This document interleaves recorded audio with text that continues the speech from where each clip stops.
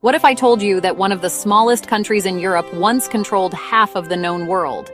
A country with fewer people than many modern cities. Yet it shaped the course of global trade, discovery, and even culture on every continent. That country is Portugal.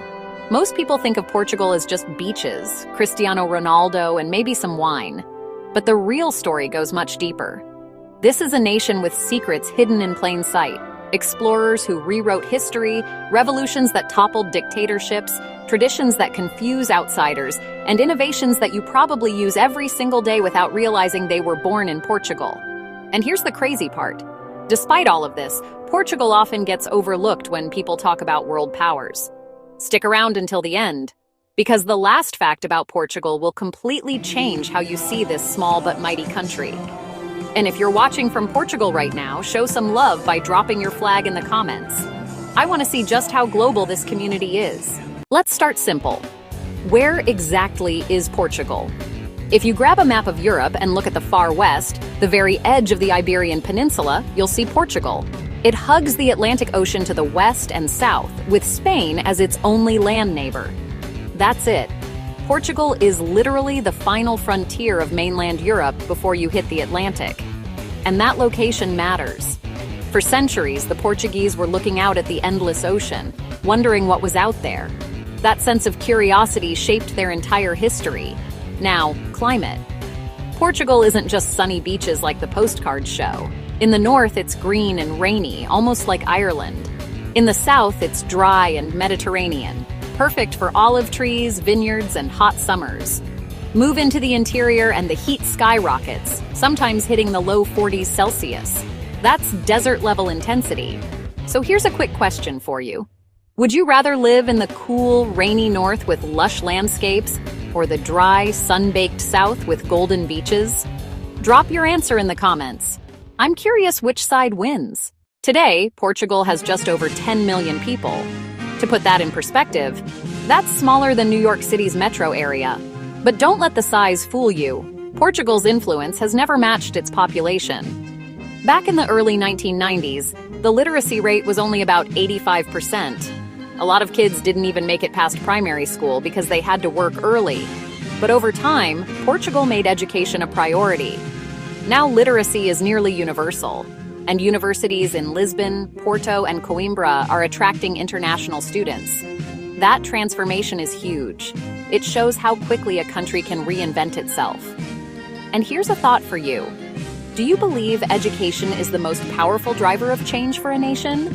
Drop your opinion below. I want to see how many of you agree. If we rewind a few decades, healthcare in Portugal was uneven. In cities like Lisbon, you could find hospitals and modern care. But in rural villages, people were often left behind.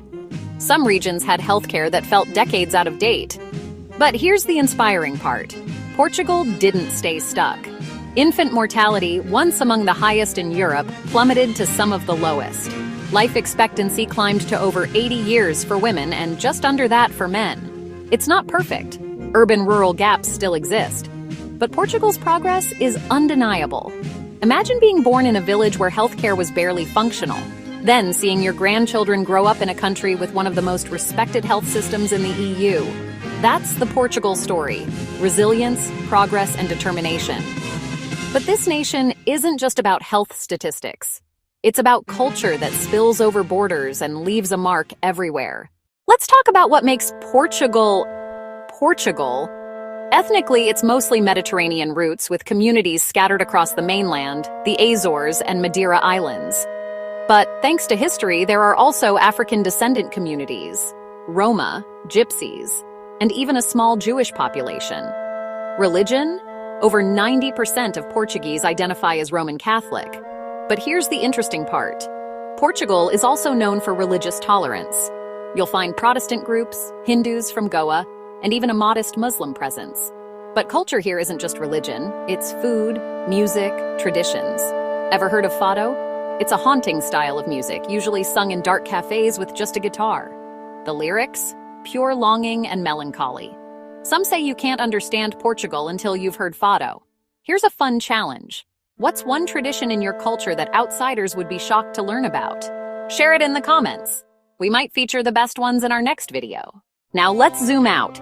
This tiny country changed the entire planet. Think Vasco da Gama, Magellan, Prince Henry the Navigator. The Portuguese kicked off the Age of Discovery, sailing around Africa, across the Atlantic, and even circumnavigating the globe. They set up colonies in Brazil, Africa, India, and even Macau in China. For a time, Portugal controlled trade routes that brought spices, gold, and new ideas into Europe. Imagine being a tiny coastal nation and suddenly having influence in 4 continents. That's Portugal's legacy. But of course, with great empires come great struggles, and Portugal would eventually learn that lesson the hard way. Empires don't last forever. Portugal faced wars, invasions, and economic decline. By the 20th century, the glory days of global domination were long gone. Rural poverty was rampant. Many Portuguese left their homeland, seeking better lives abroad. And then came dictatorship. From the 1930s to the 1970s, Portugal lived under an authoritarian regime. But in 1974, everything changed. The Carnation Revolution, named because soldiers carried carnations in their rifles instead of bullets, toppled the dictatorship without a single shot fired. Think about that. A revolution without bloodshed. How often does history give us stories like that? If you knew about April 25th, Portugal's Freedom Day, type April 25th in the comments. I want to know how many of you already knew this incredible story. So what about Portugal today? First, it's part of the European Union. That brought investment, modernization, and connections. Lisbon and Porto are now buzzing tech hubs with startups flocking to the country. Tourism is booming.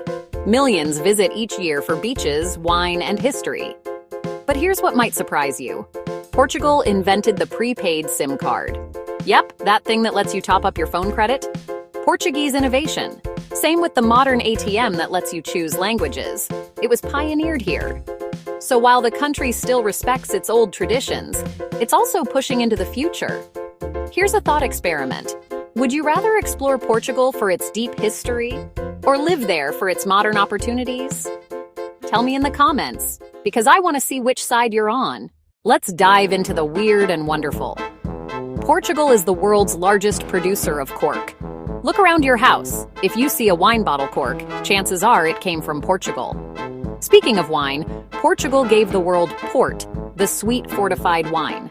But did you know it's also home to Nazar, where surfers ride some of the biggest waves on Earth, up to 30 meters high? That's like surfing a building. And then there's history's wait, what? Moment. Portugal once controlled territory in India and even China. Goa in India still has Portuguese churches. Macau was under Portuguese control until 1999. Think about that. A small European country with land in Asia for centuries. That's a plot twist most people don't expect. If that fact blew your mind, smash the like button right now. So what do we make of Portugal? It's small. Its population is modest. It doesn't dominate global politics like the US or China. But when you zoom out, Portugal's story is proof that size doesn't limit influence. From explorers to revolutionaries, from cork to cutting-edge tech, from fado music to megawaves, Portugal is a paradox. And here's the thought I want to leave you with. Portugal shows us that a country doesn't have to be massive to make an outsized impact. Sometimes it's the overlooked players who quietly shape the world. Now let's turn it over to you. What's your country's hidden story? Drop it in the comments, because I might just do a deep dive on your homeland next. And if you made it this far, let's do a secret challenge. Comment the word navigator so I know you're one of the real explorers of this channel. Don't forget to like, subscribe, and share this with someone who thinks Portugal is just beaches. Trust me, they'll never see it the same way again.